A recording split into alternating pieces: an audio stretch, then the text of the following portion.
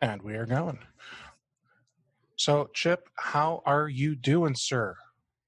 All things considered, with the world falling down around us, I'm doing okay. How about you, Steve? Well, I gotta say, if you don't hear him, I got my son in the background talking to mom. He I don't know what he's doing, whatever. But it's just been it's been I think like hectic and stressful, but not for the reasons that you would think. I think it's just we're in a smaller home, so we don't have any way of doing social distancing from each other. And I think I think we could just use that sometimes, like Yeah. but otherwise, I mean, it's fine. We're doing good. It's actually been really neat having the kids home all the time, being able to do different things with them and not having to worry so much about bedtimes and waking my daughter up at 6 a.m. to get on a bus. Like, I mean, there are That's some true. positives. There are some positives. That is a good way to find a silver lining in all of this. Yeah. Yes. So, do you have kids there? Or? Well, so it's interesting. I have a daughter who is graduating college in May. This is April while we're recording this, and she's one of those that if she weren't a senior in college, it would kind of be just an extended, I don't know, online learning semester. But so she's come home. They had they evacuated the school, and it was kind of one of those. All of this kind of hit around spring break for a lot of colleges. And so a lot of them just kind of extended the spring break for a little bit while they were trying to figure out their plans and everything. And what hers did is they came back from spring break, if I remember right, and they kind of went right into a couple of weeks of e-learning was what they were going to be doing. And then, so everybody kind of, had that mindset and they kind of, either didn't come back to campus after spring break, or if they did, they were only there for a little bit and they had to go back to wherever their respective homes were. And then all of a sudden they got a notice from the school that, no, nobody's going to come back this year. And, oh yeah, you need to move all your stuff out of your dorm room in the next 10 days, but you need to schedule a time because we're only going to allow 5 people in each dorm at any given time for social distancing. So it's been kind of weird. I mean, it's been great having her home, but I feel bad for her because she never really got to say goodbye to a lot of her classmates that, she spent 4 years in college with, didn't get to say goodbye to a lot of her professors. They're still doing classes. They're still doing the virtual stuff, but it's, it's not the same. No, it's not. I mean, it's, there's something to be said about, being able to go give your friends that you've made over the last 4 years, your professors, just everyone, give them a hug and be able to say, I appreciate, all the times we've had, and deuces, anything would be better than what's happening right now. And I gotta say, that's kind of a concern for me with my daughter. She goes to a school, she's in junior high, and they might not go back. So if they don't go back this year, I mean, she gets to see the teachers in Google Classroom for video stuff. But again, it's just not the same. Like, she's actually really close to some of her teachers and even the principal. And I'm sure they're all a little disappointed that they don't get to spend hours every day with each other and, experience the attitude and sassiness and everything that comes with having a teenager in the room, and then also the hugs and joy that comes with it. So yeah, there's just a lot of life lessons that come with that too. The learning to get along with other people and being in an environment with other people and being, in different kinds of stressful situations and, emotional situations and all the stuff that comes from growing up. And it'll be, I guess, interesting to see what kind of happens with this, with all these generations, when they have this little blip in their development cycle, that they grew up normally until such and such, and then they had 6 months or whatever it winds up being at home with mom and dad and the siblings or whatever. And I'm sure this will be studied for a long time to come. So I gotta ask, with you doing Bigger Brains, do you have any new fun resources for what's happening, all this COVID-19 stuff that's happening right now? Sort of. So when all this started happening, we had a lot of debates internally on, what can we do to help? I think most companies had that kind of conversation. Either what can we do to help, or what can we do to survive, or both, depending on the nature of the company. And there's a lot of training companies that are putting out material specific to COVID-19 and coronavirus, how to protect yourself, how to social distance. We thought for a while about doing a funny course on the new way to do a handshake, things like that.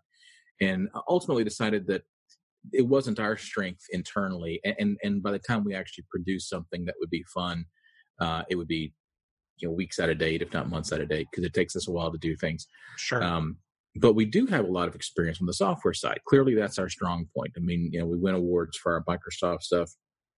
And with the whole world kind of moving to Microsoft Teams and Google Hangouts and Zoom and that sort of thing, we felt like that was where we could offer the most help. And so we did a couple of things. We have 2 Microsoft Teams courses, Mastering Teams and Teams Essentials. We took the shorter one, the Teams Essentials course, and we made it free on YouTube. Oh, that's great. And that's been really popular.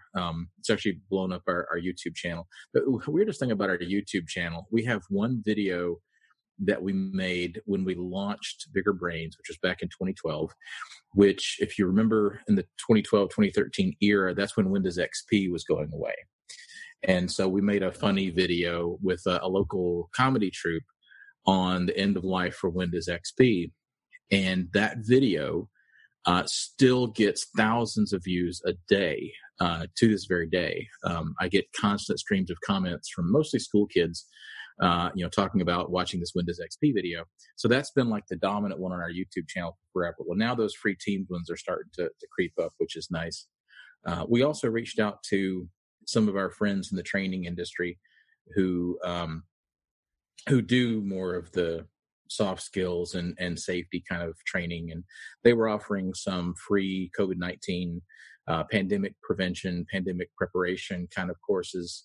And we asked them if we could make those available to our MSP partners to offer to their clients. And they very generously said yes. So we do have their stuff available for our MSP partners to use. But then the what we've contributed is the free Teams training on YouTube. That's probably been the biggest thing. We've also started doing some live training on Tuesdays.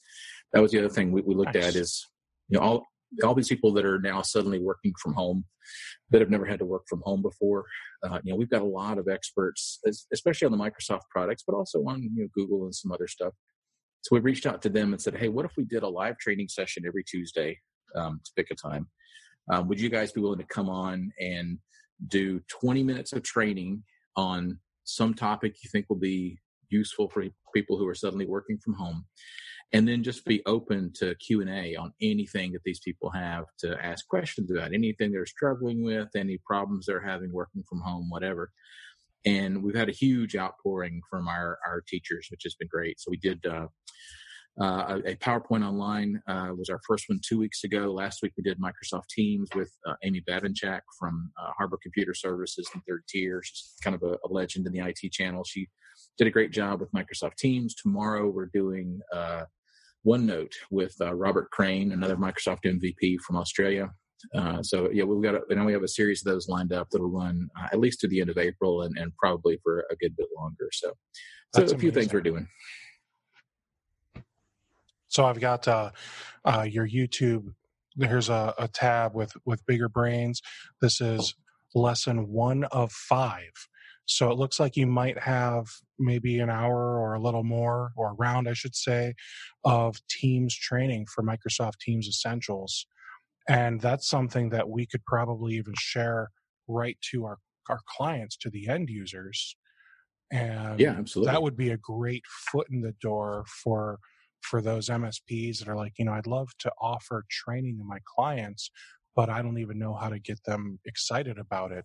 Well, hey, right here, there you go, man. There's some Teams Essentials training, and I'll ask this: um, there's been a lot of changes with Teams over the last, I don't know, month or so. So does this cover any of that new stuff, or is this, I'll call it, older training?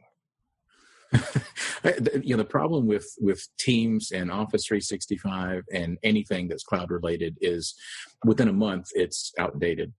Right. So we update it all at least annually. We're actually going through the process now to update our bigger Teams course for 2020. So the short course, the Teams Essentials course that's on there, it doesn't have some of the newer stuff like private channels or tags or the changes in moderation. But it's for that course, it doesn't need to, because that course is really designed to be a quick, get up to speed. Here's the difference between, chats and conversations. Here's what teams and channels are. Here's how you have a call. Here's how you set up a meeting. The basics to get them in and get them comfortable. So we spend 2 lessons on that. I think it's about 15 minutes or so on that. And then the last 3 lessons are about 20 minutes actually on best practices. So we do cover a little bit of the newer stuff in there because those modules are slightly newer.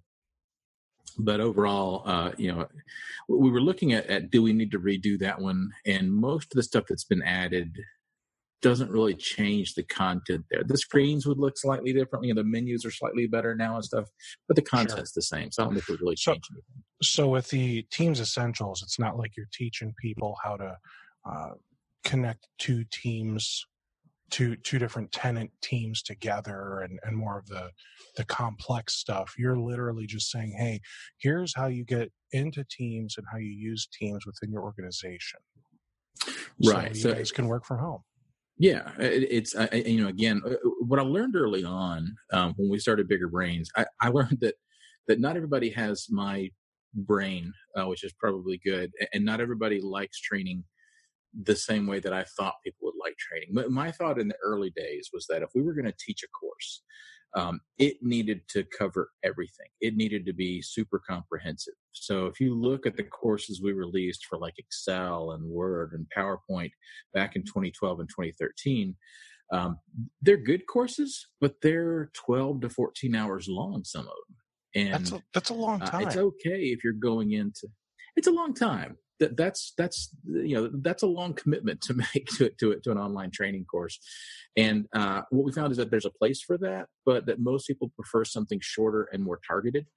Mm-hmm. And so that's kind of what we do more often now. We don't do those giant courses anymore. And so with Teams, we have 2. We have the short course, Teams Essentials, which is, hey, your company started using Teams. You need to get up to speed and get comfortable with it in less than an hour. Here you go. And that's awesome. And then we have the Mastering Teams, which is, I think it's a 4-hour course or a 3-hour course that does a much deeper dive into a lot of the details. It's more for the power users or the administrators, the folks that really need to know all the rest of that stuff. But even still, 3 or 4 hours, that's, maybe 3 or 4 sessions, but it's not like a 12 or 14-hour course. I feel like that kind of course is going to take someone a month or 2 to get through. Well, yeah, and it's all broken into 5. Anyway. Well, yeah, it really is intimidating. That's the funny thing is, my original thought pattern, which I'll share just because I was wrong, was that, yeah, it's a 12-hour course, but it's all broken up into 5 and 10-minute chunks. So people will just log in and do a little bit at a time. But what we found was that, it's like, I remember when I hiked the Grand Canyon the first time. And, the thing about hiking the Grand Canyon is, right, the first half is easy because you start at the top and then you kind of go down to the bottom. And at some point you turn around and there's this giant mountain of valley wall in front of you. And that climb out is intimidating. And I remember the first time I did it, I, had many thoughts of, running through my head of, all right, just how realistic is it to call a helicopter to come pick me up at this point, and trying to figure out if there's some other option. I think it's the same thing when somebody's looking at a 10-hour course or a 12-hour course, right? Yeah, you can eat it one bite at a time, but even so, just that intimidation of how big it is a problem. So, we don't do anything more than like 3 or 4 hours now in total. And, again, still in easy chunks. So you hiked the Grand Canyon, and I think I heard you say the first time. So you've done it more than once? Well, I technically yes, but the second time I didn't go down very far, so it doesn't really count. Oh, okay. Well, kudos. I think if I, someday my family and I will make it to the Grand Canyon, and I'll ride like a donkey or a mule or take a helicopter or just send them on a hike and tell them to take pictures for me, like literally anything other than me hiking it, because I don't really look like a hiking type, do I? I just well, and I will say I was much younger when I did it too. So that's fair. Okay. Yeah.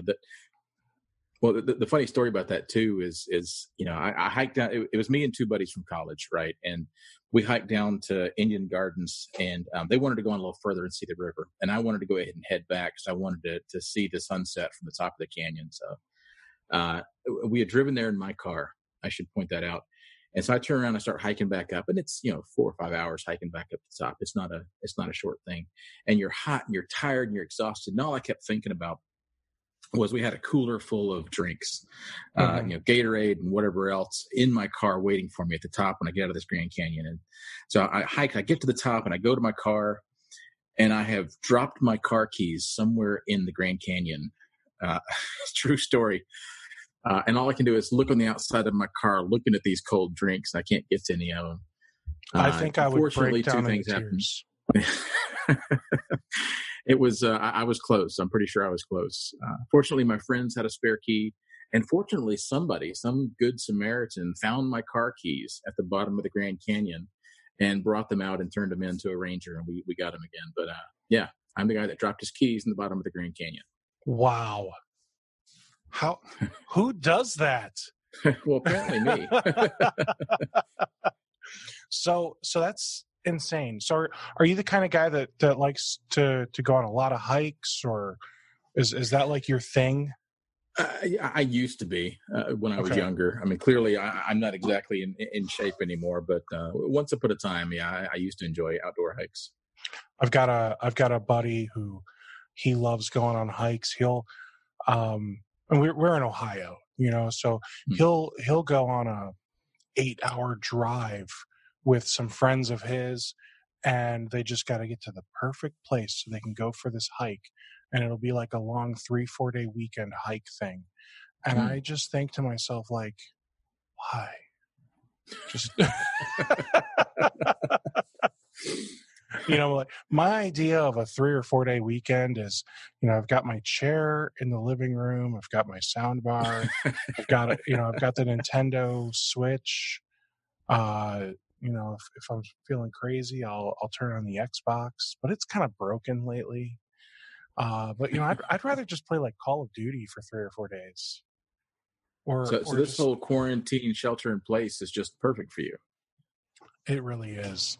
I get out of the house, I would say just enough to where, I do some shopping, and I'll, I still do some things for the church. I've been helping record like the live streams and we just recorded all the stuff for Easter Sunday. So now I have 3.5 hours of audio I have to sift through and find all of the perfect music for us to put with, like, we're making 4 music videos. It's going to be epic. It's going to make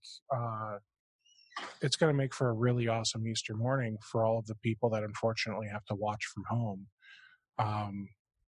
But yeah, I mean, I get to go out and do things still, but it's great because now I don't have my wife saying, "Hey, let's go do this or do that," because she is losing her mind right now, because my wife is the kind of person where, like, she wants plans. Like, she wants every day there to be activities, and I'm like, my activity of choice is let's just sit here and watch a movie or 7. Like, I would be totally fine if we just decided to have like a Harry Potter marathon. But no, she is going stir crazy, man. She's losing her mind, and I get it. I feel really bad, but sorry, not sorry. is also kind of my. Yeah. I'm definitely an introvert also. So, being at home doesn't bug me too much. My wife a little bit, but not as much as yours sounds like.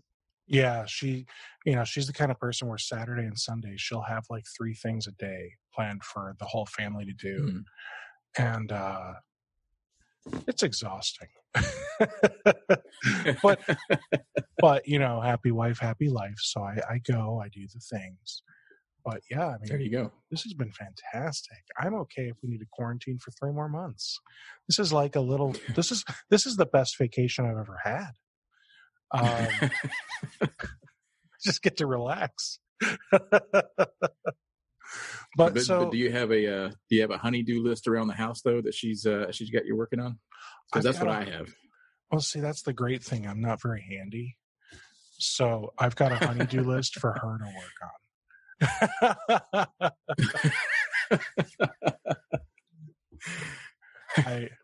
I picked a winner, man. I could not be luckier. So that's awesome. All right, so COVID-19. That's kind of the big topic right now. That's what everyone's talking about. There's people going live on Facebook once or twice a week in some of the MSP groups.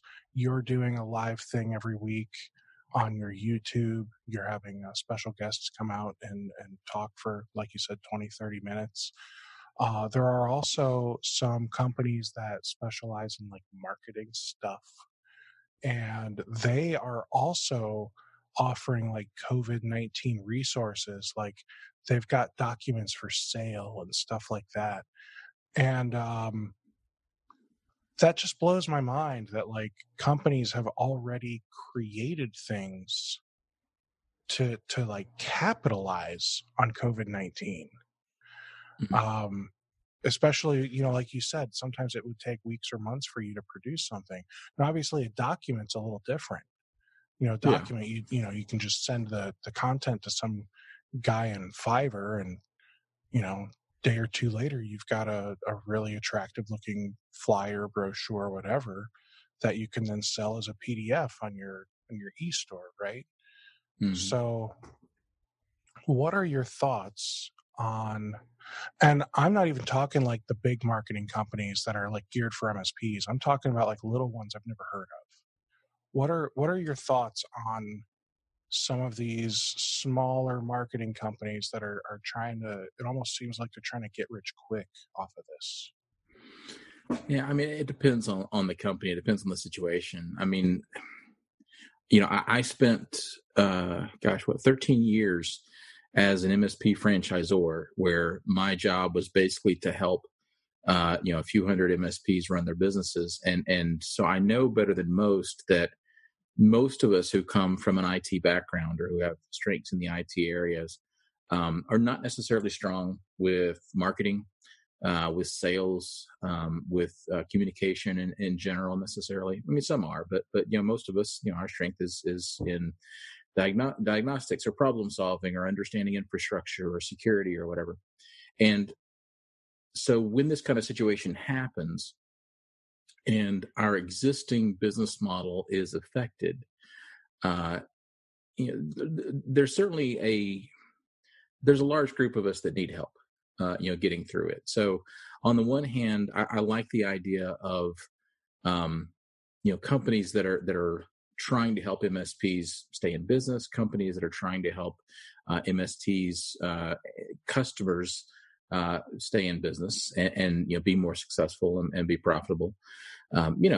Capitalism's capitalism. There's always going to be somebody who's trying to make a buck off whatever the situation is. The hard part is, especially if it's a new company or some kind of fly-by-night company, or what you see a lot of times are existing MSPs who are trying to kind of get into that space, and sometimes with the best of intentions. In fact, I would say most of the time with the best of intentions, but there's not a track record there. It's like nobody can point to their materials and say, during the last pandemic, look, these companies made 50% more profits by using our materials, because we haven't been there before. It's all unproven. So it just depends. I would the problem is, I remember I used to have when I was with computer troubleshooters, there was one computer troubleshooter in particular, great guy. And he was actually not an IT person. He came from more of a business background.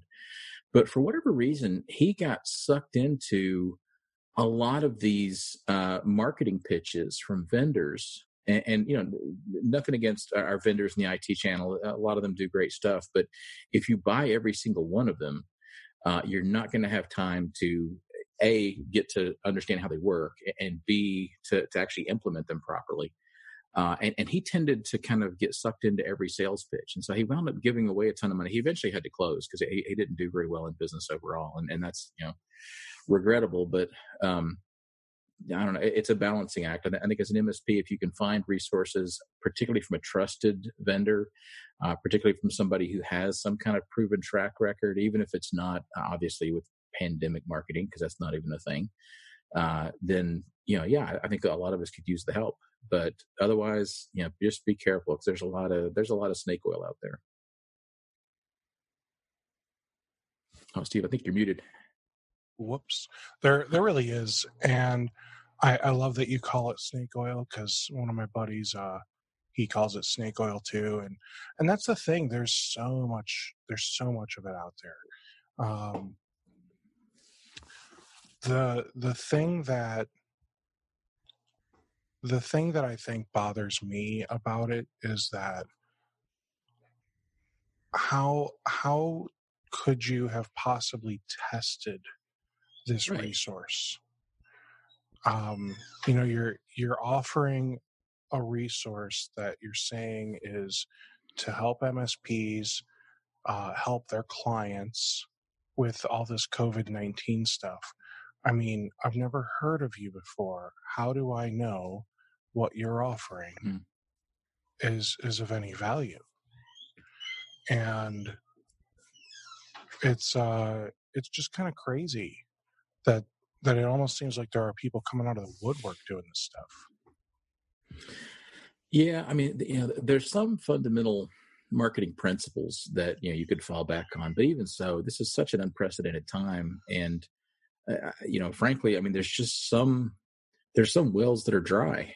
Like in my new business in the learning and development industry, most of us who do any kind of online training are doing really well right now.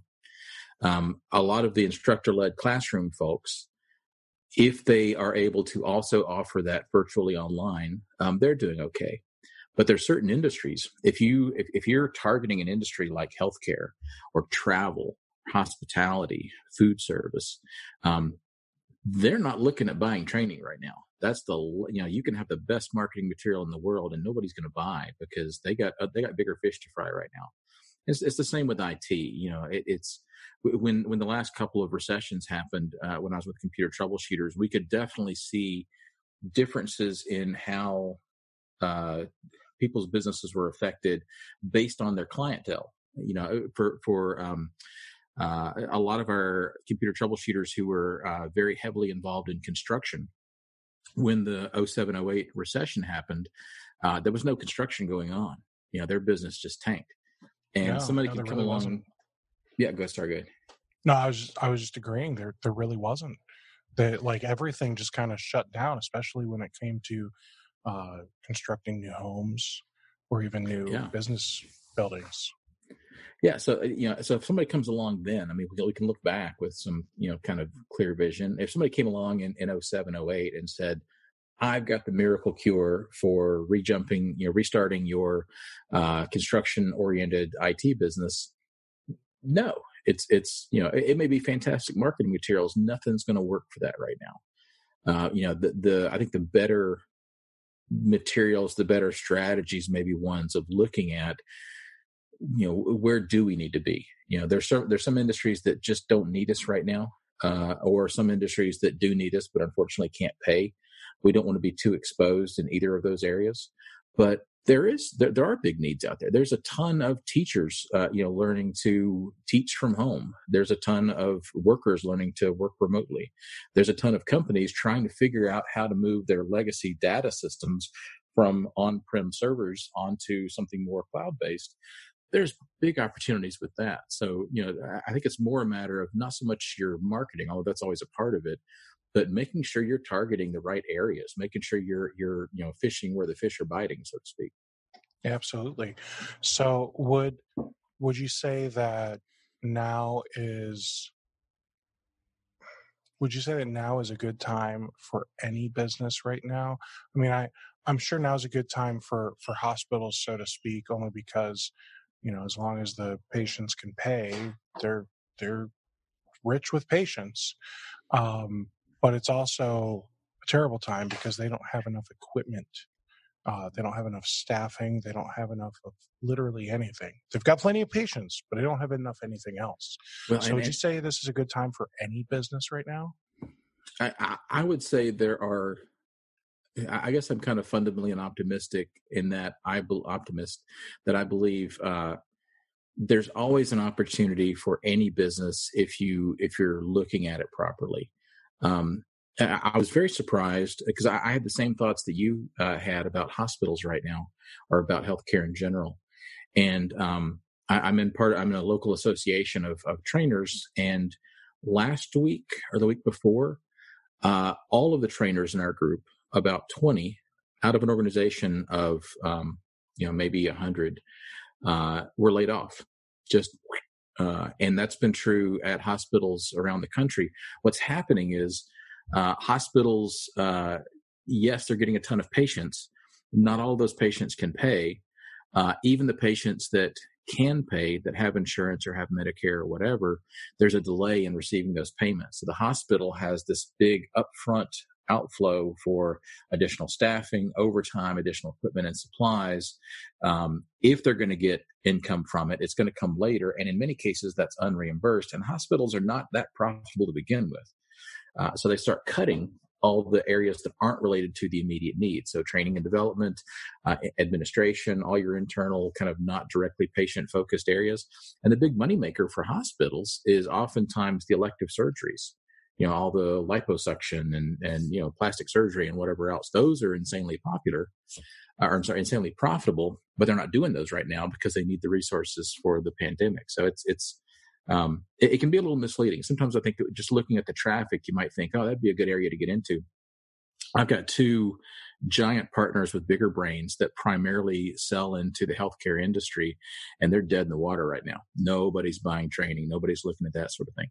It's the same with a lot of MSPs. I think that, there's opportunities, but if your business was mostly focused on retail and restaurants, if your business was mostly focused on hospitality, even if your business was mostly focused on healthcare, there's some, investment in IT infrastructure happening with even the smaller healthcare providers right now, but that's not where their focus is right now. Their focus right now is on patient care. So it's if you're in those areas, I think a better strategy is to look at where else you can invest your marketing dollars and invest your focus to get a better return, at least in the short term.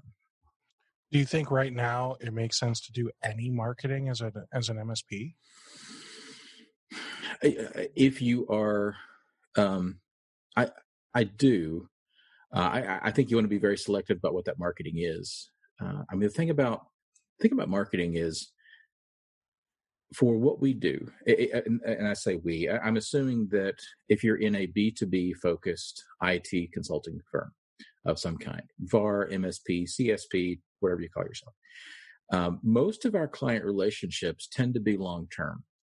And so when a new prospective client is unhappy with their current provider and they are going to be making a change, or they are in a zone where they can be persuaded to make a change, you want to be on their radar. And that's what marketing does, is it really keeps your name out there. It keeps your name in front of them, and it builds kind of a reputation, right? If they see high quality marketing from Steve Taylor's Computer Services on a regular basis, then when they get sick and tired with whoever their current company is, then they're starting to think about alternatives. And if they have a good impression for your marketing, they're going to think about you.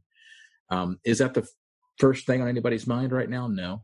So I don't think we want to spend a ton of marketing right now. I think there's definitely opportunities, like I say, if we target things towards work from home, remote security, things like that. I think there's an audience for those. I think there's actually a lot of opportunity for those if for those of us that have skills in those areas. And if you don't, now's a good time to start working on it.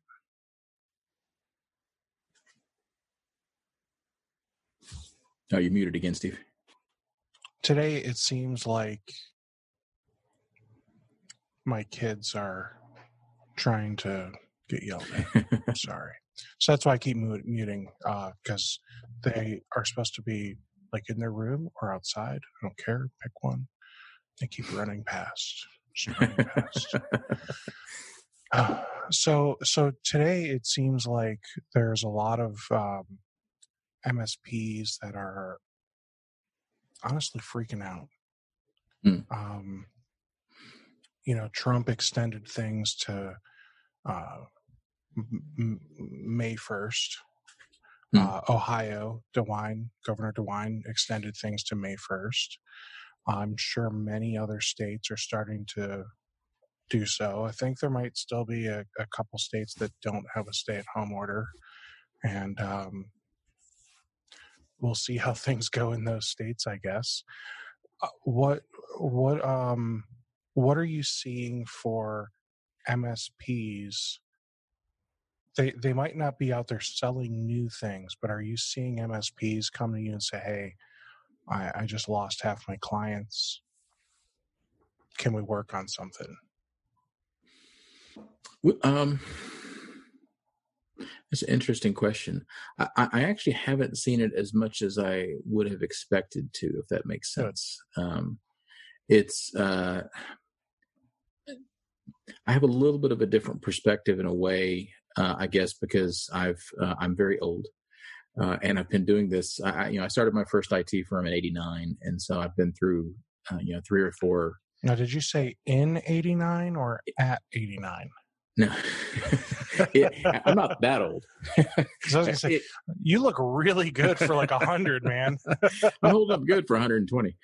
No, in '89, I was paying my way through college by working at Kmart, and there was a guy in the Kmart electronics department with me who was starting to fix computers on the side for the insane amount of money of $25 an hour. And I thought, wow, if I could only do that. And that's where I got started. But back in '89, 25 an hour probably was really good. I could be wrong. I don't know. I mean, you got to think, I'm still in my 30s, Chip. So 89, right. 89, I think I might have been in kindergarten. Okay. Like, so $25 an hour is a lot for a kindergartner. I will give you that. Yeah. But it was a little on the low side, but it wasn't terrible. You're right. I mean, it was probably more like $40 or $50 an hour now. So it's on the lower end of the spectrum, but it's absolutely not terrible. I think if you're doing service right now for $40 or $50 an hour, you're probably just not very good. Yeah.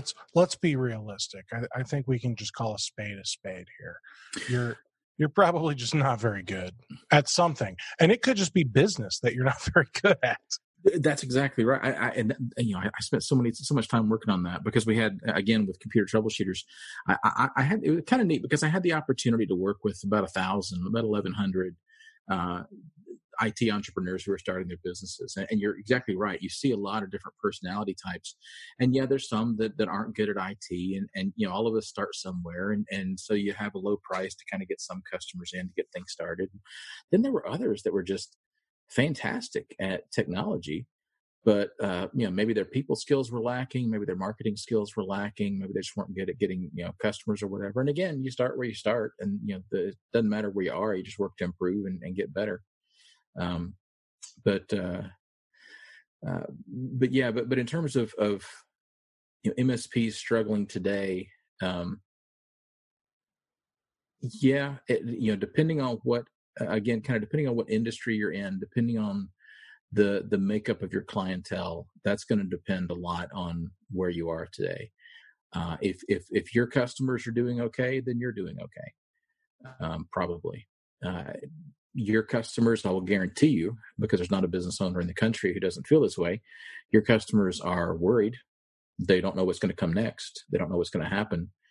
And I think there's an opportunity for us to help make them feel better in terms of letting them know that they are prepared, infrastructure-wise, security-wise, tool-wise, from a technology perspective. Or if they aren't, then to give them the outline of where they need to get to be there. And I think that will make them feel better. And I think that will also keep you or keep us in business, because when customers see you as that trusted advisor, the cliche term we always use, they're more likely to pay you. They're more likely to keep you around. I mean, what's going to happen when businesses start falling short income wise, which a lot certainly are, there's a hierarchy of who gets paid and who doesn't get paid. And usually the owner gets paid, the employees get paid, the power bill gets paid, if they still need power, the internet gets paid, and then everything else is secondary. And in some cases, of course, the employees don't get paid either.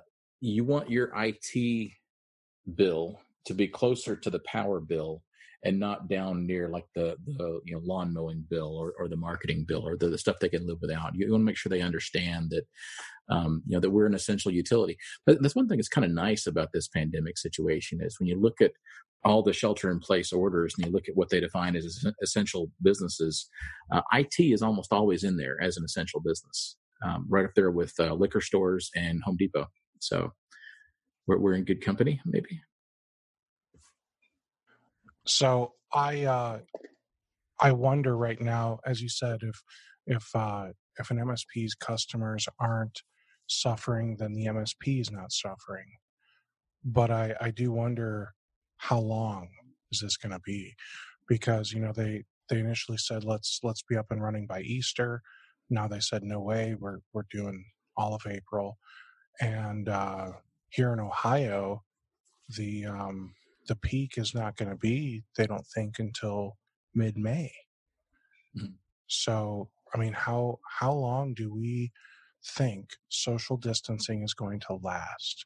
And when they decide, okay, we've flattened the curve enough, how much longer after social distancing is done is this still going to be an issue? And because it's an issue, how many people are going to be afraid to go to work, to go shopping, to go do fun leisurely things like see movies? I worry that this is going to impact our economy far greater than many small business owners truly realize. Many companies that don't have any type of savings whatsoever are very possibly going to go out of business. Because they're shut down right now. Like even the local restaurants, there's a place where me and some buddies would go get wings. Like every other week, we'd go out, we'd get wings at this place, get together, catch up, that kind of thing. And they would do a wing special Tuesdays and Wednesdays, 50-cent wings.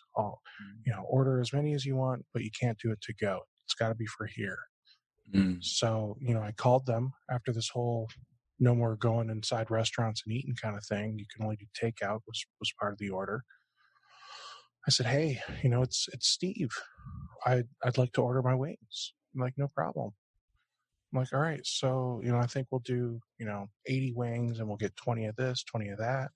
They're like, no problem. And they gave me a total. And I'm like, what? They're supposed to be 50 cents. They're like, well, that's for dine-in only. And I said, but I can't dine in. I mean, it's literally the governor said I'm not allowed. And they're like, well, we aren't doing that special.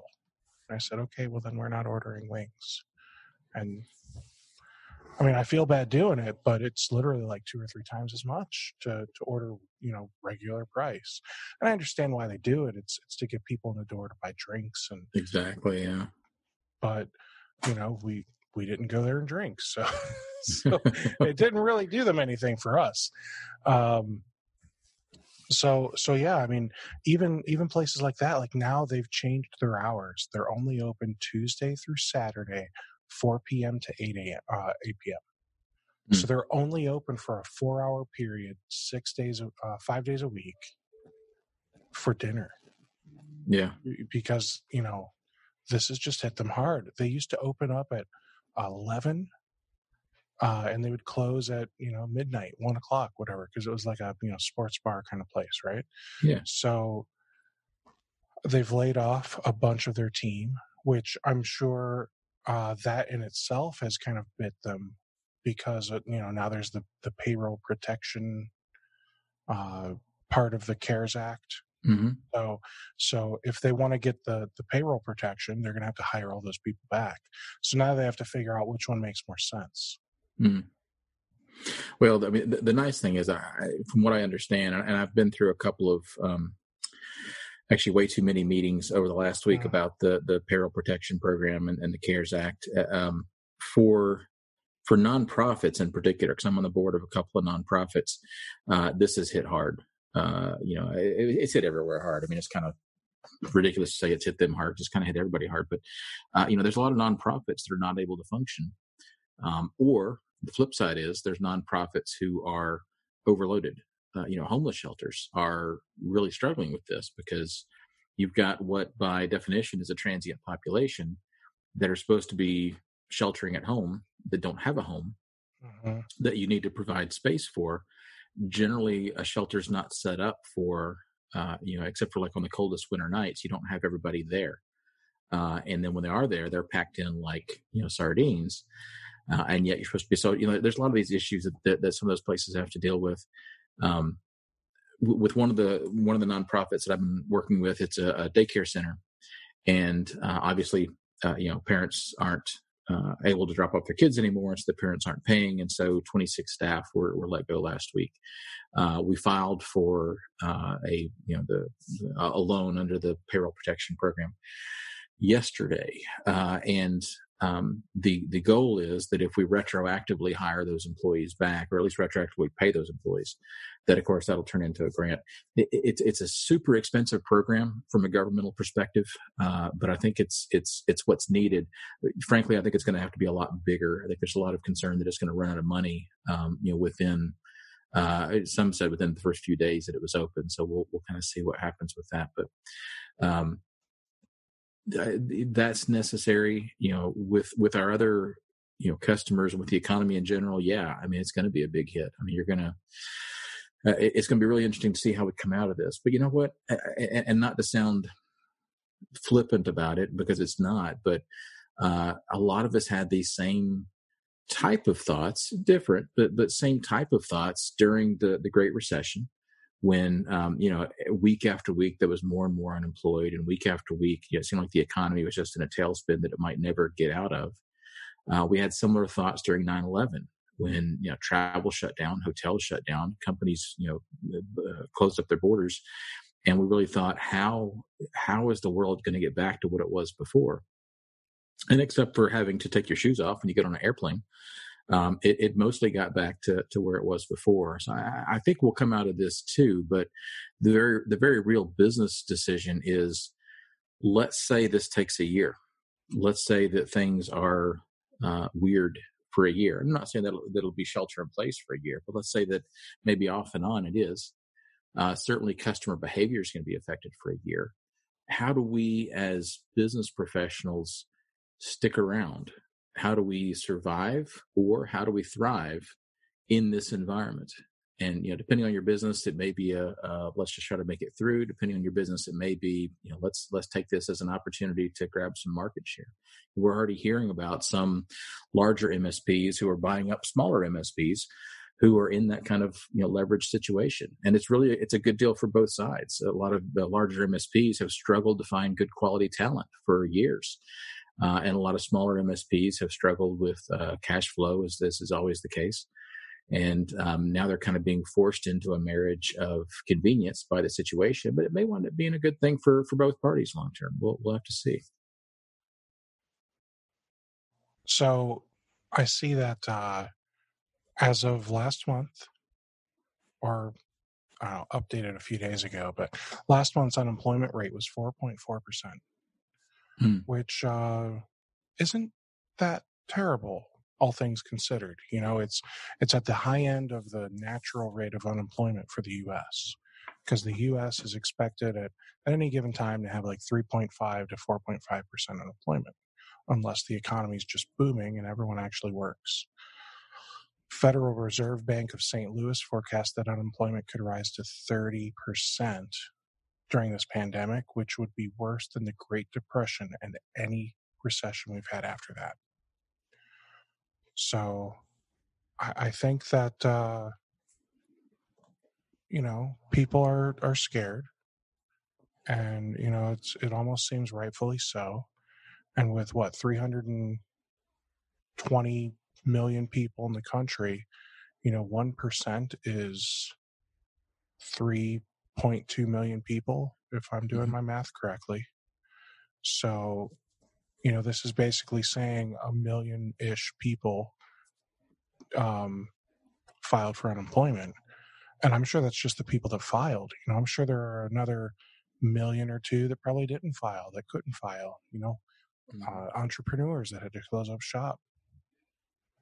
So I think it makes sense that people are scared. Absolutely. I mean, you would be crazy not to be at least mindful of the situation. I mean, scared is I don't know. You get into some situations where there's some emotions that cause you to make bad decisions, and I think fear is one of those. So I think it's certainly not unreasonable to be scared, but I think that you can take a look at the overall situation and say, all right, what's the worst case scenario? If we get to 30% unemployment, well, that might mean if my customer base is proportionate to the population, which it never is, but let's say it is, then 30% of my customers might go away. 30% of my customers might stop paying. And it may be even a little worse than that, because really that means that they're not paying other people too, and their businesses are affected. So if my business shrunk by half, what would happen? And for very small providers, that's a huge issue. Right. For mid to larger providers, it's not a good situation for anybody.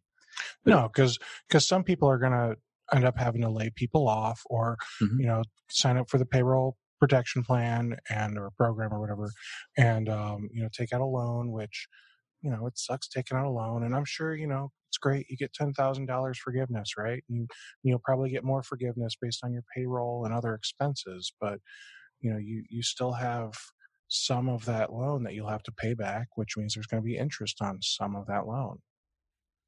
Yeah, it is either 0.5% or 1%. It's very low, but yes, that's true. Yeah, I mean, even 1% interest. I mean, some people are going to end up having to take out, $100,000, $500,000, $1 million, and that's for smaller MSPs. Now, to clarify though, when you say small providers, that losing half their business is going to be a huge detriment, what in your mind is a smaller MSP, and what is a medium or large MSP? I always think of it in terms of staffing. So to me, a smaller MSP is 3 or less full-time employees, full-time equivalents. Medium is somewhere in the 3 to 20, and then large is more than 20 full-time employees.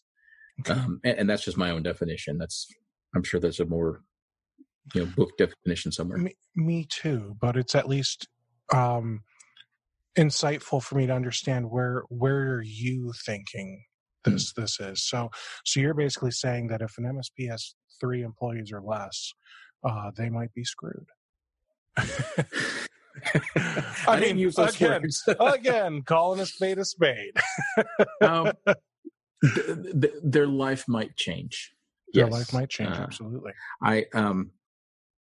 There was again, most of my industry stories are going to go back to computer troubleshooters, because that was most of my life for 13 years. Mm-hmm. We had during the Great Recession, we had a troubleshooter who was small. I think he was a 1-man shop, maybe a 2-man shop. I think it was a 2-man shop, and was not in a good situation. He was also in a geography that was especially hit hard by the Great Recession. he wound up losing his business. What he basically did was he sold his customers to a neighboring business in exchange for some ongoing commission off the work that the new buyer did for those customers. He tried to take a full-time job, but initially he had to declare bankruptcy. Terrible situation, very unfortunate. Lost his house, I think, in this situation. But that was 2007. And again, I keep playing the role of the old guy here. Bankruptcy lasts on your record for 7 years. That's a long time. It's not a trivial thing at all.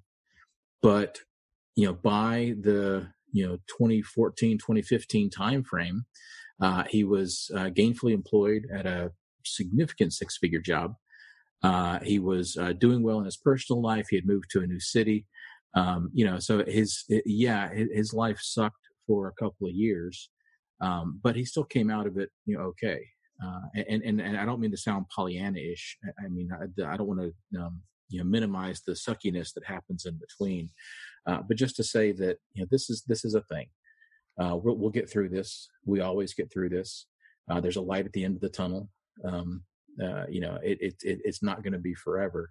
The decisions we have to make are, what do we do to get through it as best we can?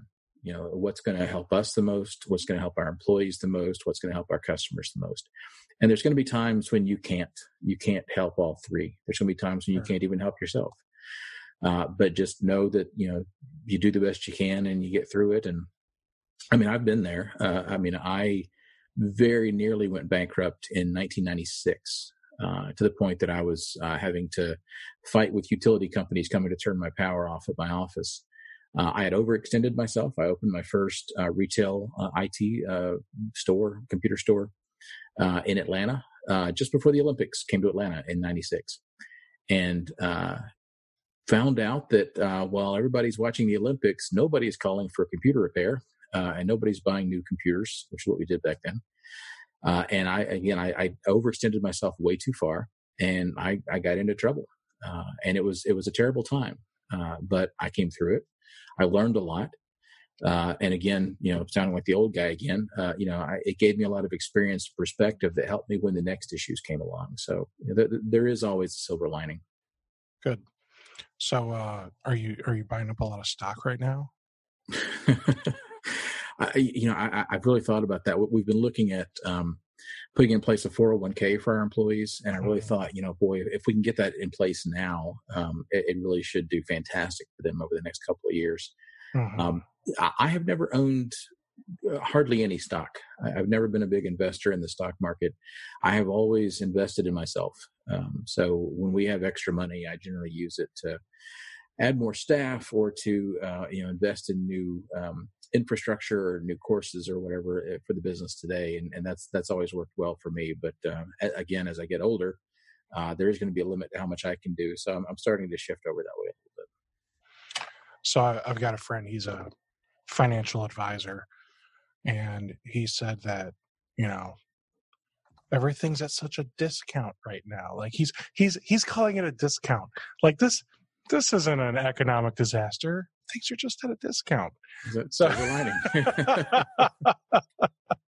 So I'm happy to see that even though my portfolio is down 6.5% over the last week, it's up 3% today.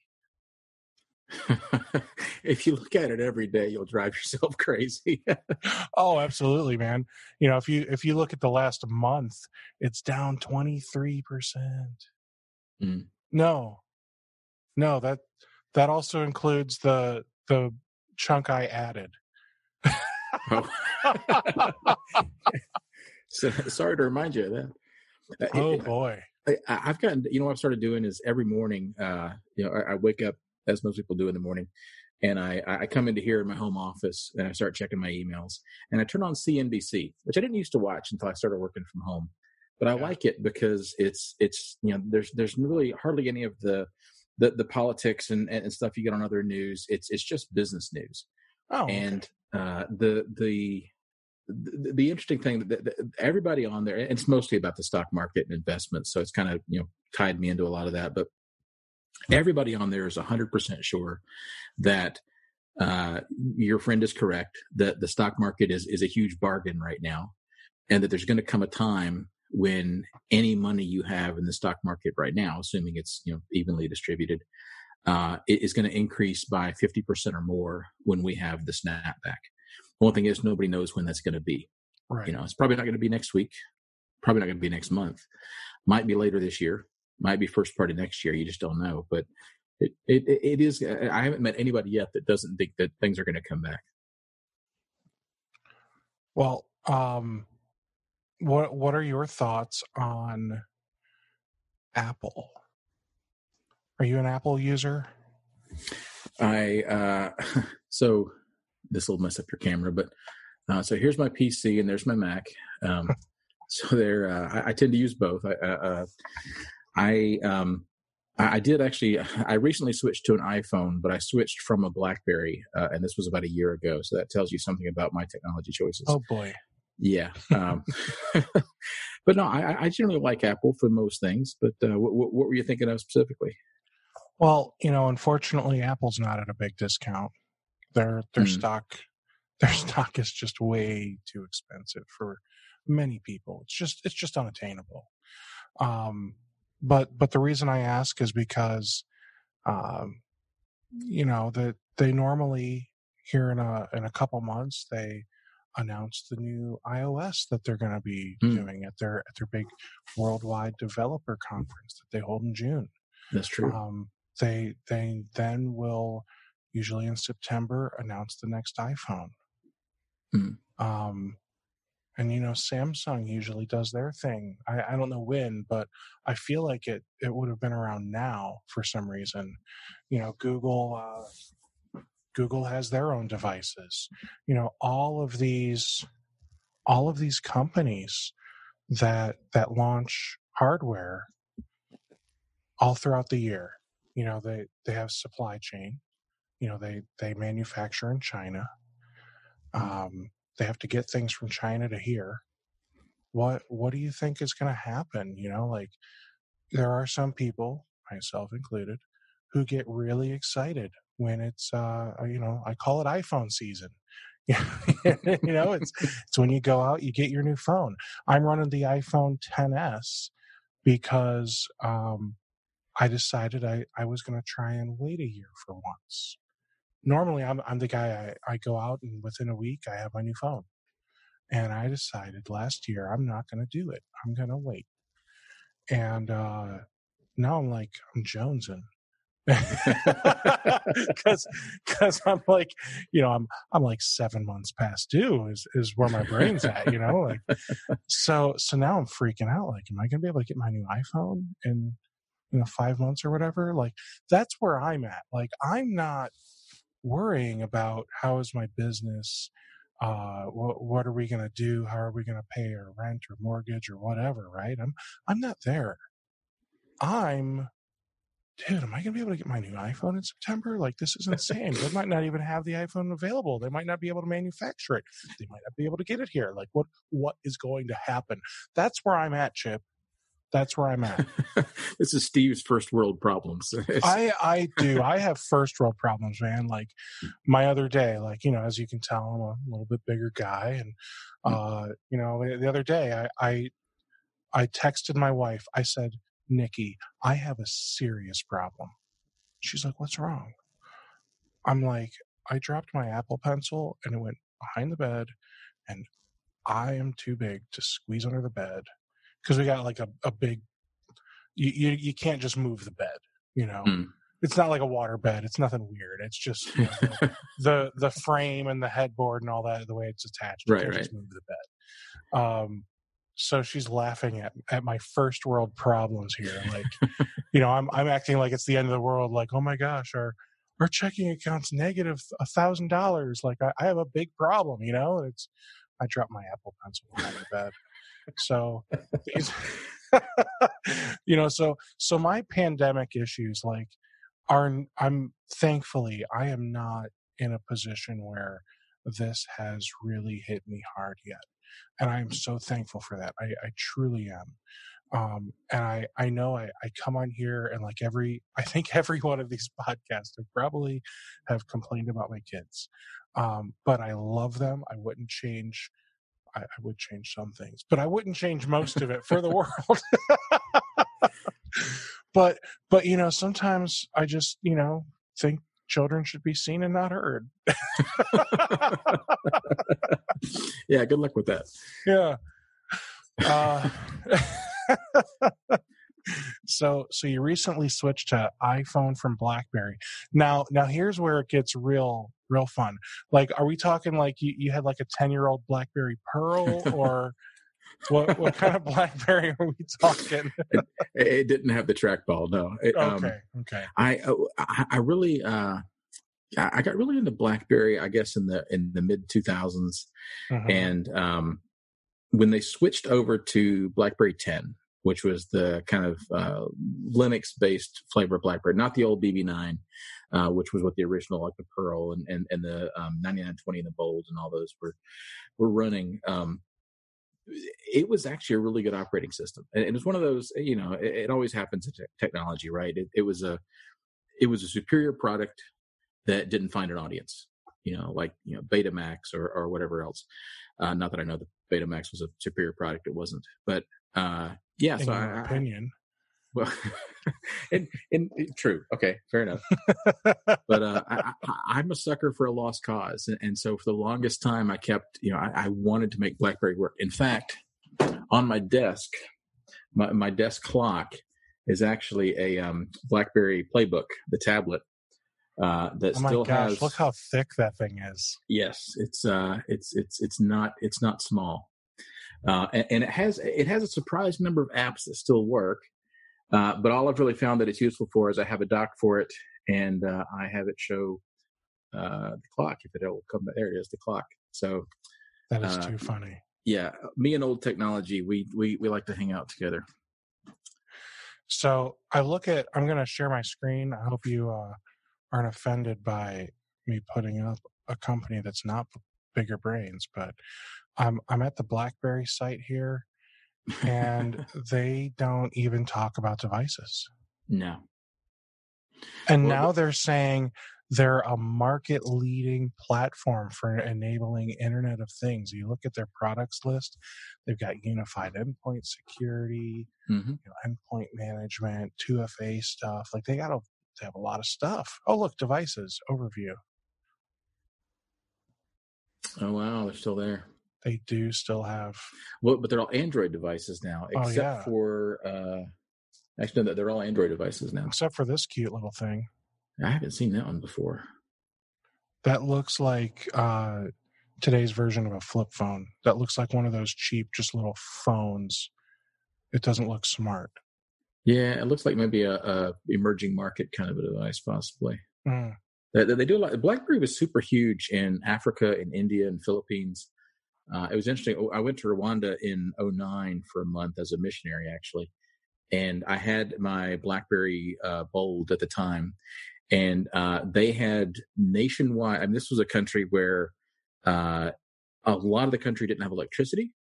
Very few places had running water, but they had perfect 3G signal over every inch of that country, largely to support BlackBerry. Wow. So what was Rwanda like? I've often wondered what it would be like to go do a mission project. The youth pastor, he's really bummed because he has two different projects he's supposed to go do this summer. There was one that he was supposed to leave like in a couple weeks. I guess that's spring, but whatever. And there's one in August, and like everyone's canceling for the one in August. The one for in a couple weeks, like that was just dead, But everyone's canceling for the one in August to the point where he doesn't even know if they'll be able to do it. And he was going to go to Dominican Republic. And I mean, I'm so sheltered. Like I've left the country once. It was to go to Canada. Like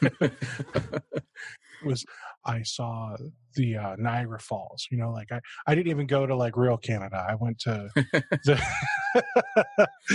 just barely across the border, really. Yeah. Yeah, no offense to Canadians that are watching this. You know what I mean, I hope. But my point is, like, I've never gone like on a cruise down to the Bahamas or to the Indies or any of those islands. I've never been to Mexico. I don't even have a passport. I have the passport card, the one that you can't fly with it. You can just drive and be on a cruise ship. Like, that's it. To leave and enter the U.S.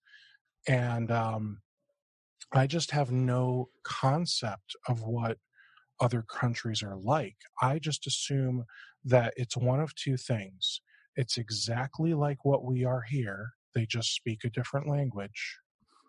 Or they build huts out of rocks and cook with fire. Like, I have no idea what's in between those two. Rwanda's in between those two, but closer to the huts of stone. It depends on where you are. Rwanda's got an interesting history because of the genocide in the 1990s, and not so much the genocide has definitely scarred the country badly. But what's interesting is after the genocide, the Western countries had a lot of guilt because we all pretty much ignored it. We knew what was happening, and there's all this documentation, and this is back in the Clinton era here in the U.S. and we knew what was happening. We knew that they were butchering people, and we had other priorities at home, and so we didn't do anything. And that was true in a lot of places. And so after the genocide was over, a lot of Western governments kind of stepped up to help rebuild, and to rebuild Rwanda really better in a lot of ways. And then later on, China really stepped up. China has called the what do they call it? The Belt and Road. Anyway, they have this program where they've been investing a lot in infrastructure in developing countries to get a foothold there, economically as a supplier and a partner. And also it's a profit-making enterprise for a lot of their construction companies. But so Rwanda, of its neighbors, Rwanda is fairly well developed. Almost all the roads were asphalt roads that we were on. A lot of them were in very good shape. A lot of them were very new at the time. This, again, was 2009. In the cities, in Kigali, which is the one major city, you can find a lot of modern-ish restaurants. Your hotels are going to have everything you would find in a hotel here. It's going to be a lot of the same stuff you're used to, but there's also a lot of extremely poor people by Western standards. And the organization I was with, we were doing, among other things, we had like a micro loan program. And one of the simplest programs we did was, there was a lady we worked with who, she made her living. She was a widow from the genocide. Her husband had been killed.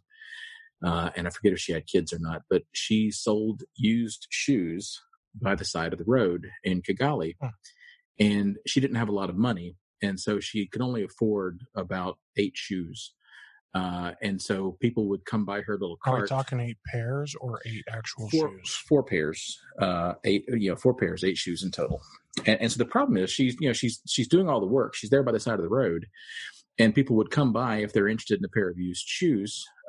And the odds of her having something in their size or close enough to their size, or in a style that would make sense for them if they were caring about style, are virtually zero, right? So her sales conversions were very low.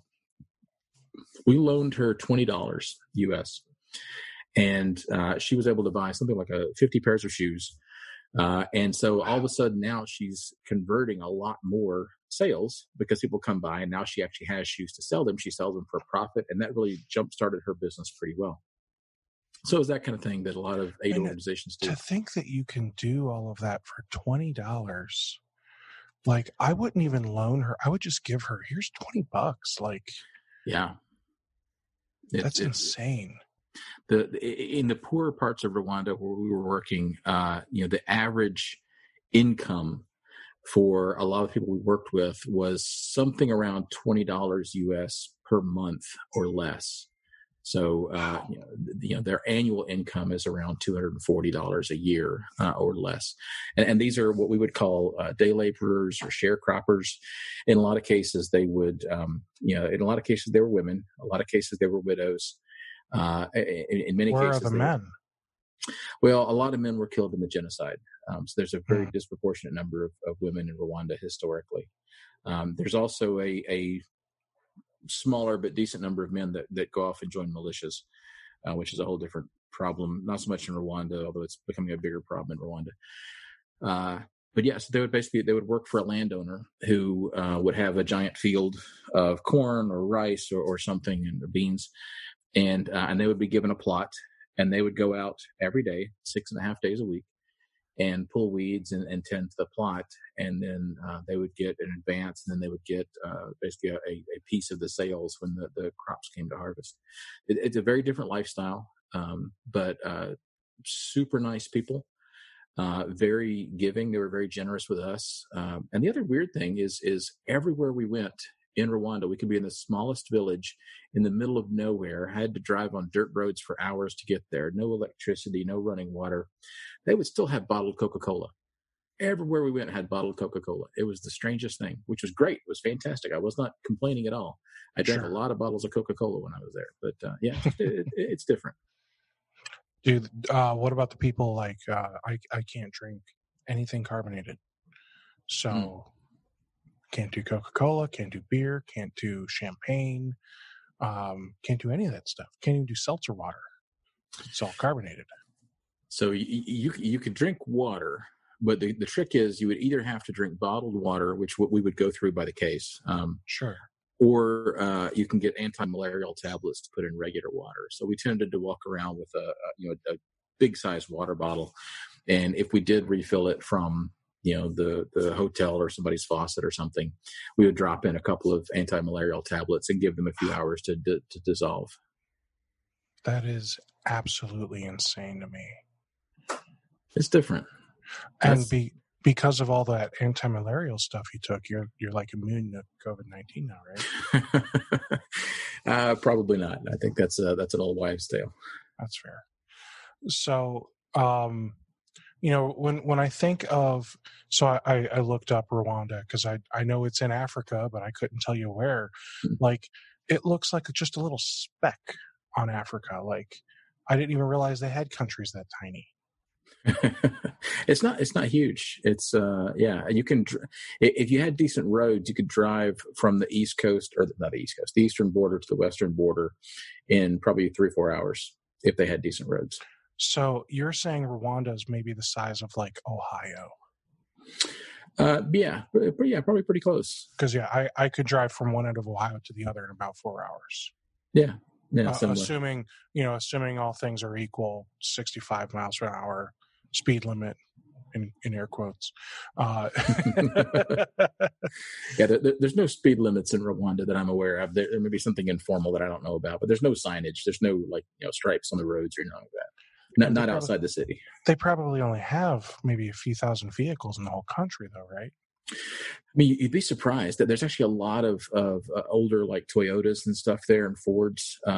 There's a lot of, very few people own their own cars, but there's a lot of for hire cars, that we would pretty much, since nobody has a car, there's always these groupings of cars in little villages where if you want to ride somewhere, you go up and you negotiate with the drivers and get in one, and they take you somewhere if you're lucky.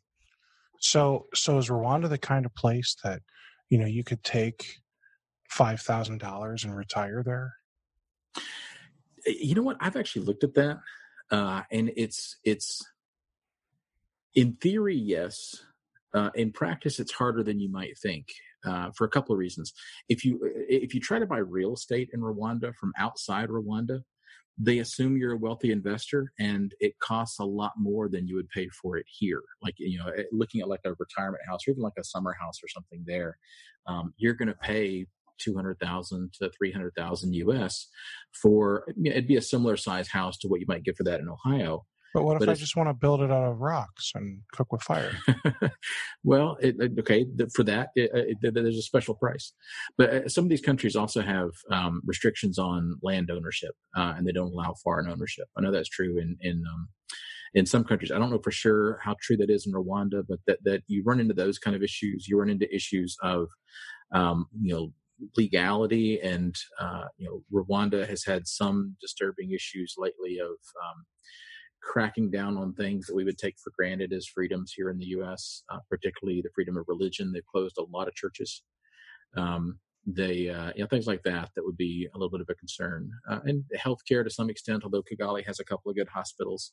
So there's some pros and cons. So what other countries have you been to? Well, Computer Troubleshooters at its peak was in, I believe, 32 countries. What? And I had visited 16 of those, I think. Computer Troubleshooters started in Australia with a husband and wife, Wilson and Suzanne McCorist. And I had my own computer business here, and I started talking to them. And we expanded Computer Troubleshooters here to the U.S. in 99. And also expanded to New Zealand the same year. So I visited both of those. We expanded to the UK and was there several times, visited Ireland briefly once, Hong Kong, Singapore, Malaysia, Bahrain, the Emirates, Saudi, South Africa, Egypt, Portugal, Austria, Netherlands. I've lost track somewhere, but a pretty good number. That's amazing. What was interesting about it was, so I'm going to all these different places in the world, and mostly I'm there to help people run their computer business. Mm-hmm. And whatever country I was in, the computer businesses were all pretty similar. I mean, even if we didn't speak the same language, I could still help them, do stuff on the bench or whatever.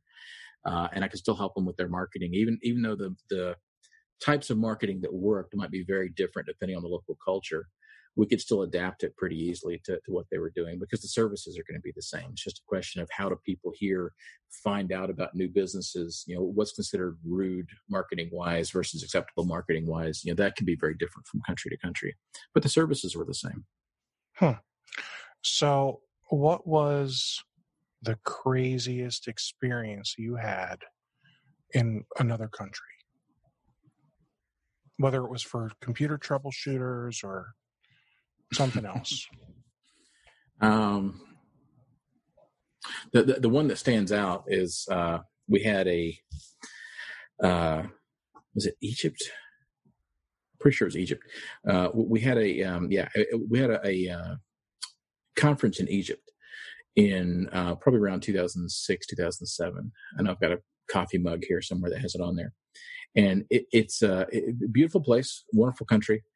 I had a couple of adventures. One, I snuck out to visit an underground church, which was just a very strange experience. But the thing that I remember the most is it was myself and Wilson and Suzanne from Australia were the founders. And then we had country directors from various different countries. There were maybe 14 of us. And our concept of traffic and their concept of traffic are very different things. Their traffic lights, if they have traffic lights, are pretty much meaningless. Nobody really pays that much attention to them. And so traffic just kind of undulates in these big flows that just goes everywhere. And you actually get used to it. And it's not bad. You kind of just learn that you're responsible for whatever's in front of you. And if you cut in front of somebody, that's their problem. You're in front of them. That's they got to watch out for that. But I remember at some point we were in this bus and our driver apparently cut somebody off and he was not happy about it. And so we're driving down the road and his buddy climbs out of the back window of his car while we're driving down the highway with a stick and starts beating on the side of our bus as we're going down the road. Right next to Enda, who was the director for Ireland, and Enda's just sitting there trying to ignore the guy beating on this window with a stick as we're driving down the road. I have a very visual image of that. Actually, my other fun memory of computer troubleshooters was also Enda. We were in Portugal for a similar meeting, and we were walking around. There's these little fried pastry shops, and apparently, I'm sure I'm pronouncing this wrong, but apparently they're called farturas because the sign on the shop clearly said, it was a neon sign, Farturas, farturas. And we're all standing in line because it's fried bread dough. It tastes fantastic. And Enda, in his lovely Irish voice, said, "Are you really going to eat something called fart your ass?" We said, "Well, it tastes good." That's fantastic. I love it. All right. So what country were you most delightfully surprised by? Like, was there one country where you kind of had one expectation and then you were like, oh, wow, it's actually like this and it's actually pretty great or whatever? Probably Malaysia comes to mind. I knew very little about Malaysia going in. I knew it was, in East Asia, and it was very wealthy, and I knew that it had a lot of, kind of jungle terrain and also some big cities, but I didn't really know a lot about it. But the main city, which is pretty much the only place I was, Kuala Lumpur, is just so gorgeous and so massive. I mean, it's like being in New York City, except it's a lot cleaner and a lot newer. And the people are just super friendly. They had a really hard time with me because, like you, I'm a bigger guy, and Malaysians have a lot of Chinese ethnicity. They tend to be shorter. They tend to be smaller than Americans. And I like to buy clothes as a souvenir when I go to different places. And they had a really hard time finding any clothes that would fit me. I wound up buying a shirt that I remember was a 5XL shirt in Malaysia. And it was still nowhere close to fitting me, but it was the closest I could get. I mean, it wasn't even like clothes going around me, but yeah. Other than that, it was a very cool place. So a 5X there is like what, a 1X here or something? It was closer to a small. I mean, it was way different. Yeah, they're that tiny over there. Yeah, it's changing with modern diets, but like when I went to Hong Kong the first time, in Hong Kong, you've got, at least back then, you had two different kinds of buses. You had some modern buses, and then you had kind of some older, more traditional buses. They were kind of like a trolley car looking thing. And I remember being on the trolley car, and if I stood up, my head literally, even though I was crouched down, they had these rafters, my head would go up between the rafters and you couldn't see my face. And everybody on the bus was laughing because they couldn't see my face. And it's just, it's just different. It's, Wow. That's wow. Is there a country that you would be okay never going back to? And why? See, that's not politically correct if I answer that question. I will say that the country that I swore I would never go back to for a long time was India. And in large part, I have decided I actually, Bigger Brains has an office in India now, and I need to go visit those guys. But, and I will, and I fully intend to get over my unhappiness with India. I just got so incredibly sick. And so most of my trip to India, well, two things. I remember being in the airport and having a rat run over my foot. That was a little odd. And I think, Yikes. Yeah, it was weird. But yeah, I was in India for 3 days, and I spent 2 days in my hotel room, trying not to die. So it was, Wow. And that's not necessarily India's fault. That was my fault. I've heard that before about India, though. And I think this is like, when was that? That was around 2007, probably. Yeah, because I've heard that before about India, but probably a decade ago. I feel like some things have probably changed for the better there, but I'm also sure they've got a long way to go. With India in particular, it depends so much on where you are. I mean, India has just some immensely poor areas with no toilets and no running water. But in the major cities, New Delhi is mostly where I was. Chennai is where our office is now. It's very modern, and it's, apart from being extremely crowded, it's not that different from what we would see in a Western city. The traffic again is kind of like Egypt. It's a little crazy. Where I messed up was I, especially back then, thought of myself as bulletproof, and I used to have swimming in the rivers, didn't you? No, then I wouldn't be allowed back. That'd be a whole different issue. Yeah. When I was younger, I had this immense. I was a very picky eater. I would only eat certain things. And at some point, especially with computer troubleshooters going on all these different countries, I kind of got over that. And so it kind of became a thing that whenever I went to another country, I wanted to sample the local cuisine. Oh, no. Well, in India in particular, I remember that the day I arrived, the director of computer troubleshooters India took me to a lunch buffet at a hotel. It was a Holiday Inn or something. It was a Western hotel because he felt it would be safest. And they had two buffets. They had... Now, when you say safest, do you mean health-wise or health-wise? because it doesn't have weird food-wise? Health-wise? Well, I guess kind of both. It was... They know that Indian food, number one, is a lot spicier than American food.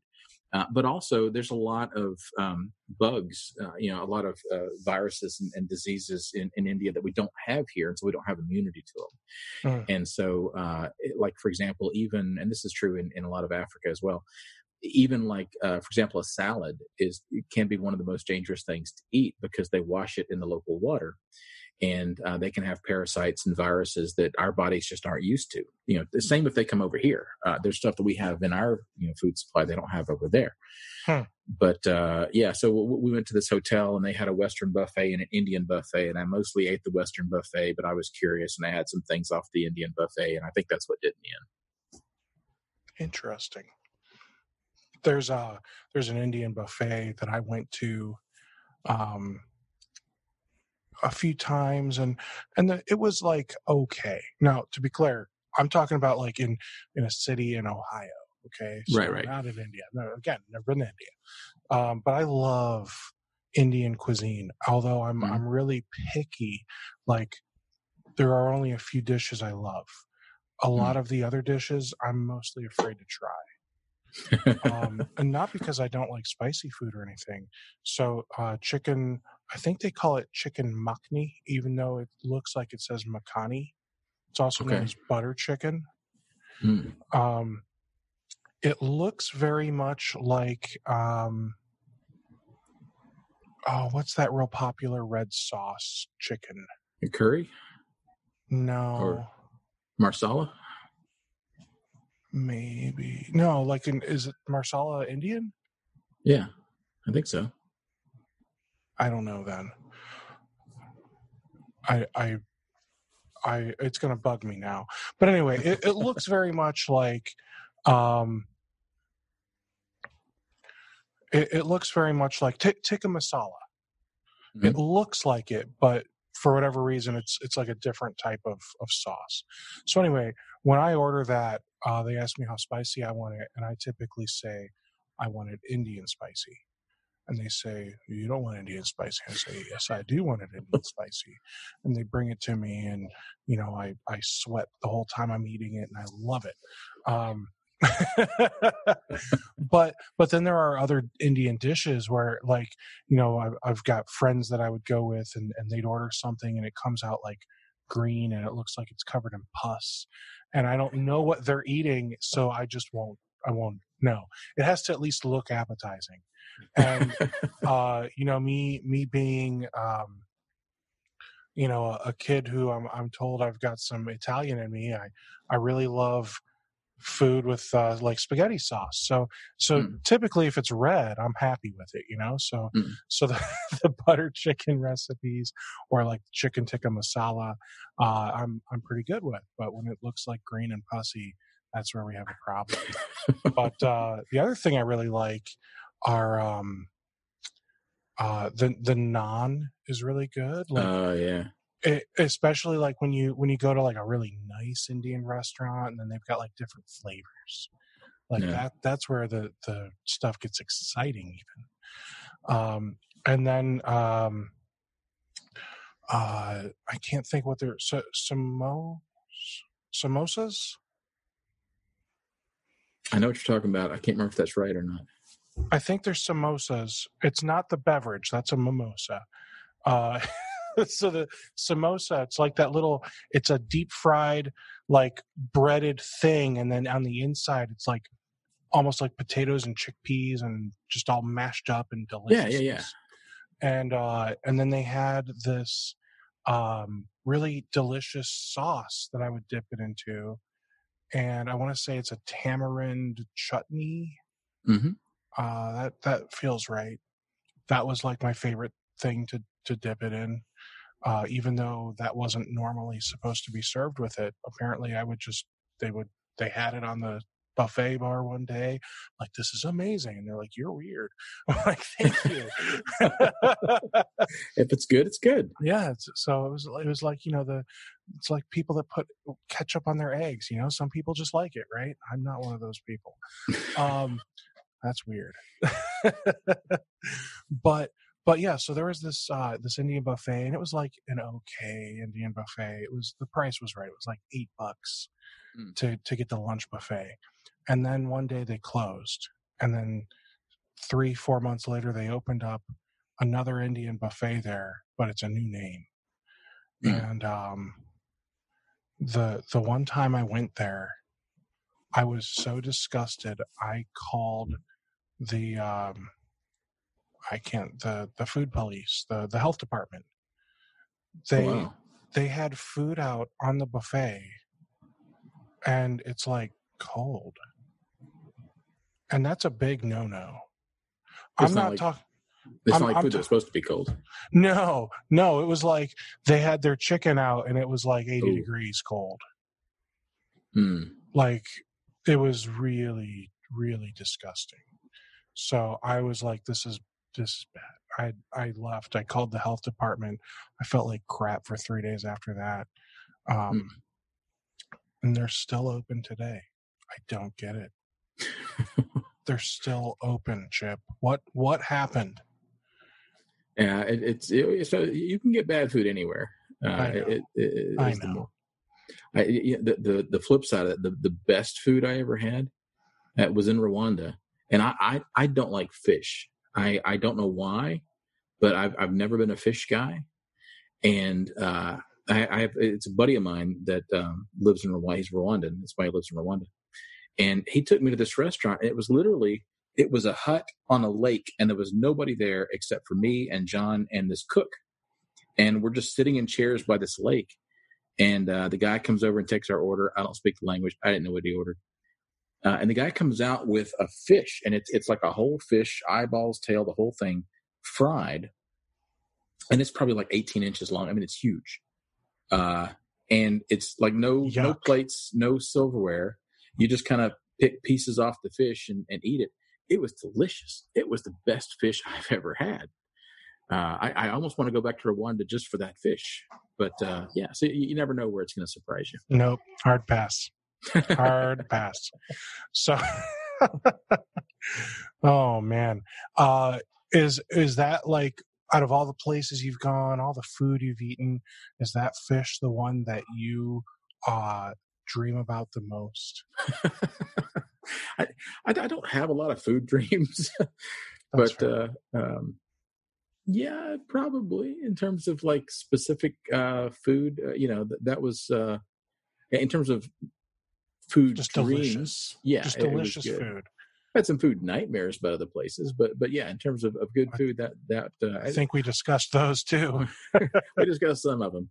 The Hong Kong pigeon was also up there, but yeah, the weird thing is most of my favorite travel food stories involve fish. Now that I think about it, even though I don't like fish, we also had a fantastic fish in Portugal one time. But yeah, who knew? That's really cool. So Hong Kong, back when you went, all was right with Hong Kong and everyone's happy. It was post unification, so it was 2003, 2004, somewhere in there. Yeah, it was a lovely place, very clean. I wasn't there very long, just a couple of days. I tended to do these to save money, and because I was a masochist, apparently. You can buy these round the world tickets where if it's on the same group of carriers, you basically pay one price for the ticket no matter how many stops you make, as long as you keep going the same direction around the globe. And so if I knew I was going to have to be like in Australia for a computer troubleshooters conference, because I usually went over there every year, I would look at, okay, well, if I go to New Zealand and then Australia, and then maybe I can go to Hong Kong and then maybe India, and then I would kind of go around the globe that way. And so I would have these trips where I would have like 2 weeks or 3 weeks where I'm just visiting like 7 countries. So it was stupid in retrospect. I'm in each country for 2 days, just barely time enough to, get caught up on the time zone, not even. But that was my one memory of Hong Kong is meeting the guys there and eating pigeon at whatever restaurant it was that George took me to. Nope. Helps if I unmute. I've always wanted to go over to Asia. I'm the dumb American who says, I love Chinese food. No, you don't. But I bet it's nothing like over there, huh? No, my one not computer troubleshooters related travel story. My wife and I adopted is not the right word. We have what we call our Chinese daughter, who is a Chinese exchange student that came to live with us in 8th grade, I think, or 9th grade. Oh, that's really cool. And stayed through the end of high school. So she was the same age as our daughter, actually a year older than our daughter. So they kind of grew up together through those high school years, went to school together. And then she's in Ohio now. She's at OSU. And she always wanted us to come visit her family. And last summer, we finally had the chance to do it. So we spent a week, maybe 8 days in China. And her dad was so happy we were coming. He was determined to show us the entire country in 8 days, which I don't know if you know this about China. It's kind of a big country. China's kind of huge. Yeah. To try and do that in 8, I feel like that's trying to say, I'm going to show you the United States in 8 days. Like, it can't be done. Yeah, no. Especially with how diverse the U.S. is. I suspect China is equally diverse as you go to different parts of the country. Very true. Very true. So he wore us out for the first 3 or 4 days, and then realized we were kind of falling apart from exhaustion, and he went easier on us. But we did get to see some really great things, and had some great food, saw a lot of amazing things. It was a good time. That's amazing, man. I love hearing about other countries and traveling. I love speaking to people that are in other countries just to learn more about them, the country and the people. But it's just so interesting to me. Even my Canadian friends. There's a spot in Canada where for a while they were selling, and they sold milk in bags. I've heard about that. Yeah. Bagged milk. Why would you do that? So it's just so interesting, talking to people from other places. The thing that I think is the most frustrating about all of these conversations, though, is why can't they just use our measuring system? Obviously, it's better. Yeah. It's harder to hack our measuring system, Chip.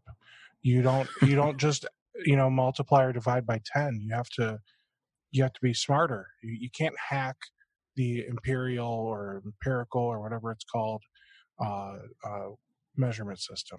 Well, that's why the Chinese are so bad at math. It's because they don't understand the. No, that's not true. I thought they were really good at math. Yeah, that's pretty much true. Okay. Yeah.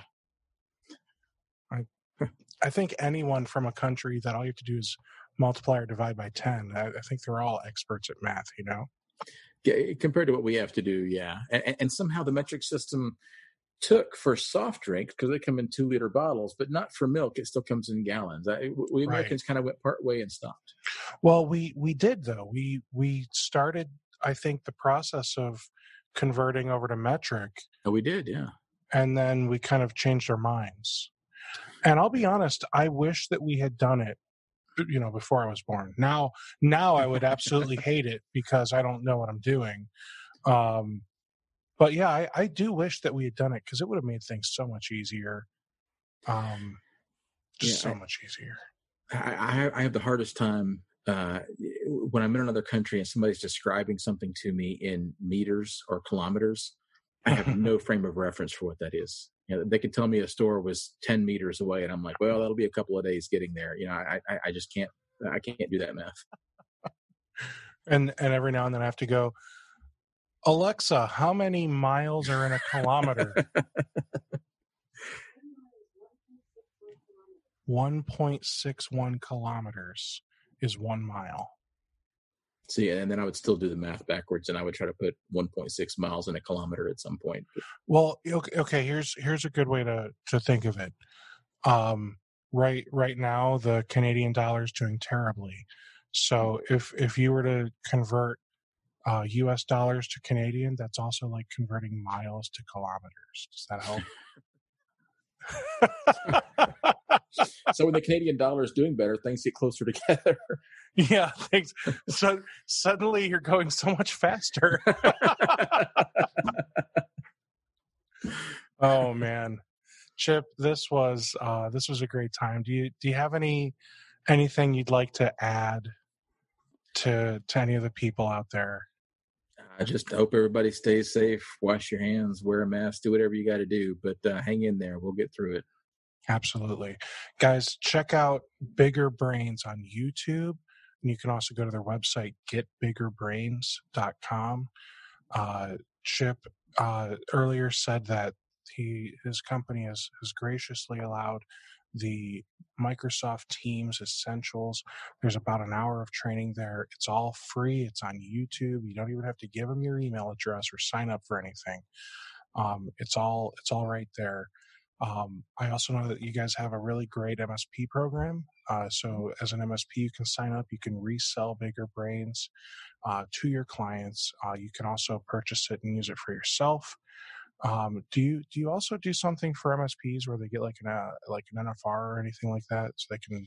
Yeah, I was going to say that I've talked to a lot of MSPs who are kind of caught off guard by this whole pandemic work from home thing, and they. There's a lot of folks that get busy and they don't get around to stuff that they mean to do. I mean, I do that for a lot of stuff. Sure. And if you're not up to speed on Microsoft Teams or you're not up to speed on Office 365, heaven forbid, any MSP can sign up at biggermsp.com and you get a free NFR. You can take all of our courses for free. You can even share that login with your techs and let all your techs, take those courses for free. Wonderful. Definitely worth getting up to speed, especially on Teams right now, because that is such a huge solution for what a lot of our clients are dealing with in terms of trying to migrate towards working from home. Wonderful. Well, thank you for that, Chip. And for those of you that are running an MSP and just need that extra something to take your business to the next level, check out RocketMSP.io. I run peer groups there where we can either meet weekly or monthly, whatever works better for you. And, I help you with giving you homework to take your business little inch by inch. It's kind of like how you eat that elephant, right? One bite at a time. Or that fish in Hong Kong, one bite at a time. But yeah, we just take little small micro changes, and over time, your business just gets better and better. And then I also help you stay accountable by checking in on you and making sure you're actually making the changes and doing the things that you said you were going to do. So check that out, and just keep watching these podcasts. Thanks so much, Chip. Thanks, Steve. Appreciate you having me on. My pleasure. See you all at the next podcast. Take care, guys.